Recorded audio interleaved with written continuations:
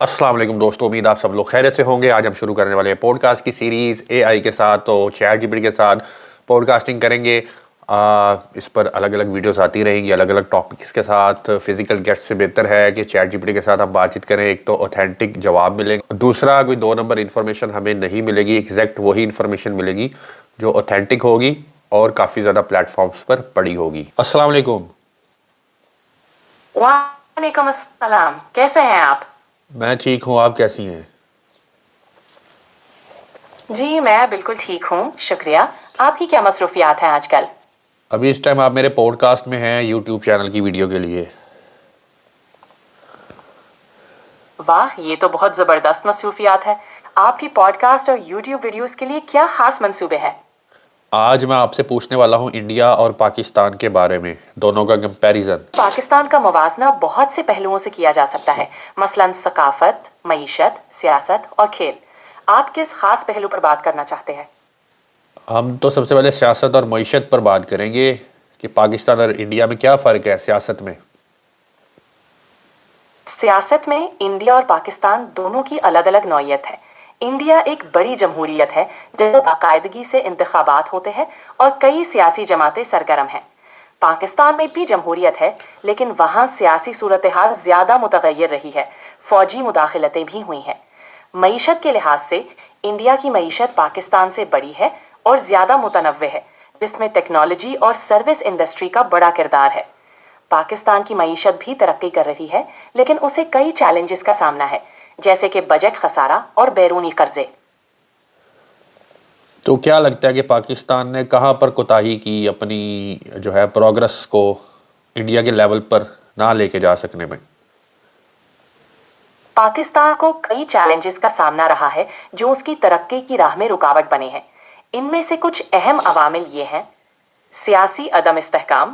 پاکستان میں فوجی مداخلتوں اور سیاسی عدم استحکام نے طویل مدتی پالیسیوں کے تسلسل کو متاثر کیا ہے۔ 2. دہشت گردی اور سیکیورٹی خدشات۔ ان مسائل نے سرمایہ کاری اور اقتصادی سرگرمیوں کو متاثر کیا ہے۔ 3. تعلیم اور حیات کے شعبے۔ ان شعبوں میں ناکافی سرمایہ کاری نے انسانی وسائل کی ترقی کو محدود کیا ہے۔ 4. اقتصادی اصلاحات کی رفتار۔ کچھ اصلاحات میں تاخیر اور پالیسیوں کا عدم تسلسل معیشت کی ترقی میں رکاوٹ بن سکتا ہے۔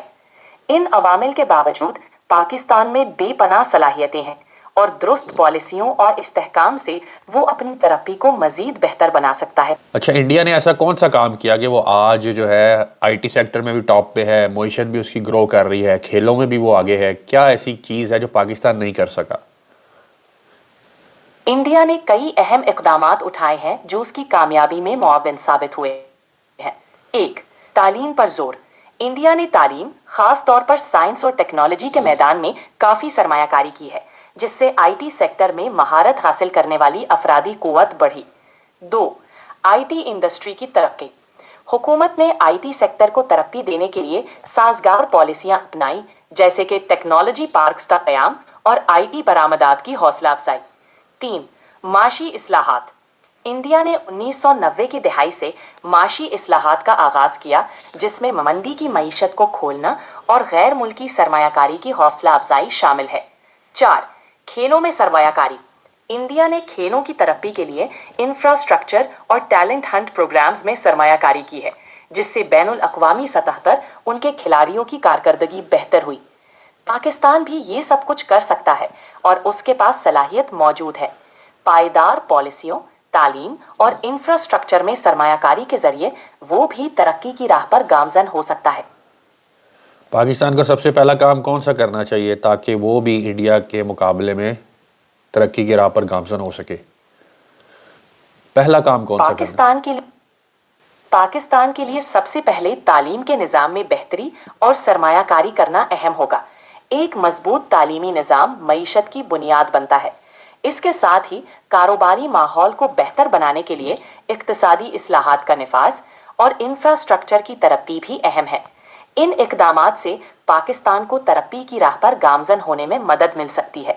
آپ کے مطابق پاکستان کے موجودہ حالات کی ذمہ داری کس چیز پر جاتی ہے؟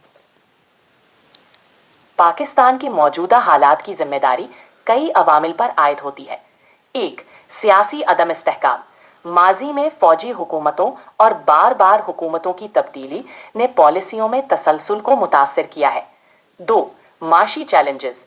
बजट खसारे, गैर मुल्की कर्जों और सरमायाकारी में कमी ने इक्तिसादी तरक्की को सुस्त किया है। 3. तालीम और हैत। इन शोबों में नाकाफी सरमायाकारी ने इंसानी वसाइल की तरक्की को महदूद कर दिया है। 4. इंतहा पसंदी और सिक्योरिटी खदशात। इन मसाइल ने मईशत और माशरती इस्तेहकाम को मुतासर किया है।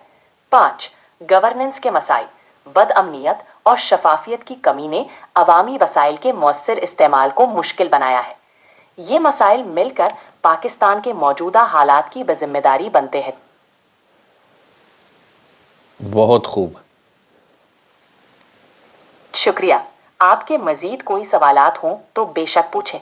अच्छा, मेरा एक सवाल है कि पाकिस्तान के अंदर जो बड़ी आईटी कंपनीज हैं वो क्यों नहीं अपनी सरमायाकारी करती, अपने दफ्तर ओपन करती? सिक्योरिटी खदशात। पाकिस्तान के कुछ इलाकों में सिक्योरिटी के मसाइल गैर मुल्की सरमायाकारों को मोहतात बनाते हैं। 2. बिजली और इंफ्रास्ट्रक्चर के मसाइल।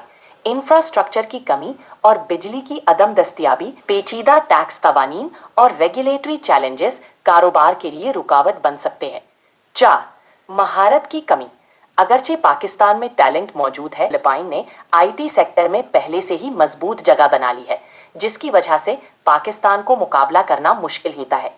इन चैलेंजेस के बावजूद पाकिस्तान में आईटी सेक्टर की तरक्की की सलाहियत मौजूद है और हालिया बरसों में इसमें बेहतरी भी देखी गई है।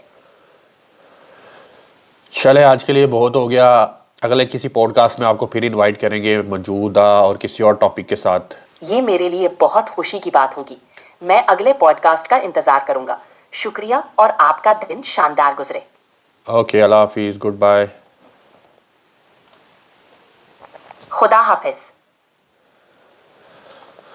जी, तो आपने सुने चैट जीपीटी के जवाबात, और ये वो डाटा है जो पूरे इंटरनेशनल लोगों की राय है और इंटरनेशनल मीडिया के अंदर फीड है कि पाकिस्तान में अदम इस्तेहकाम किस वजह से है, पाकिस्तान की मौजूदा सूरत हाल किस वजह से है और पाकिस्तान की मईशत क्यों ख़राब हो रही है। तो अगले किसी पॉडकास्ट में मज़ीद किसी नए टॉपिक के साथ चैट जीपीटी के साथ मिलेंगे।